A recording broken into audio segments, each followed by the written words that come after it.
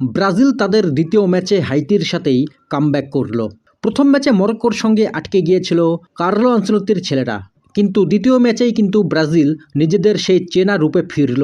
আর এটা সম্ভব হয়েছে কারণ ব্রাজিল ফার্স্ট 11-এ কিন্তু কিছু বদল এনেছে কোচ কার্লো আনচেলত্তি। আমি আগের ভিডিওতেই বলেছিলাম যে ব্রাজিলের এই দলটাতে অনেক ভালো ভালো প্লেয়ার আছে, শুধু দরকার একটা সাহসী স্টার্টিং 11 বানানো। প্রথম ম্যাচে কিন্তু ম্যাথিউস কুনহাকে ফার্স্ট 11-এ রাখেইনি, কিন্তু এই ম্যাচে হাইতির সাথে তাকে প্রথম 11-এ রেখেই ব্রাজিল বাজিমাত করে।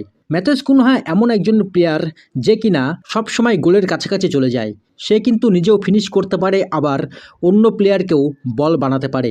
ম্যানচেস্টার ইউনাইটেডের হয়ে কিন্তু সে অনেকগুলো পজিশনে খেলে, কখনো স্ট্রাইকারে, কখনো অ্যাটাকিং মিডফিল্ডে, কখনো লেফট উইংয়ে। তো ম্যাথিউস কুনহা এমন একজন প্লেয়ার যাকে কিন্তু ব্রাজিলের কোচ কার্লো আনচেলত্তি ভালো মতো যদি ব্যবহার করতে পারে তাহলে ব্রাজিলের জন্যই অনেক বেশি লাভ হবে। শুধু ম্যাথিউস কুনহা না, এই ম্যাচে কিন্তু ব্রাজিলের বাকি প্লেয়ারগুলো ভালো ফুটবল খেলেছে, যেটা মরক্কোর ম্যাচে মিসিং ছিল।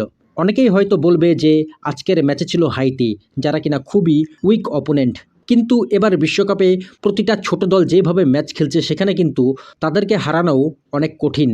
তাই ব্রাজিলের কাছে এই ম্যাচটা কিন্তু খুবই স্পেশাল, কারণ এই ম্যাচটা তারা শুধু জিতলো না, তার সাথে তারা কিন্তু মনোবলও ফিরে পেল।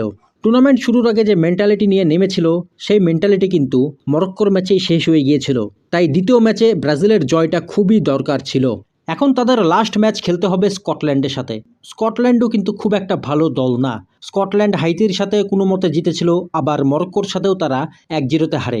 সবথেকে বড় কথা, ইউরোপের এই দলটাতে কিন্তু যথেষ্ট ভালো প্লেয়ার থাকলেও তারা কিন্তু নিজেদের নামের সুবিচার করতে পারেনি এখনও। স্কটল্যান্ডের স্কট ম্যাকটোমিনি, ম্যাকঘিন, তারপরে রবার্টসনের মতো প্লেয়াররা থাকলেও তারা কিন্তু এই ওয়ার্ল্ড কাপে এখনও নিজেদের সেরা ফুটবলটা খেলতে পারছে না। তাই ব্রাজিলের জন্য এই ম্যাচটাও কিন্তু খুব একটা বেশি কঠিন হবে না।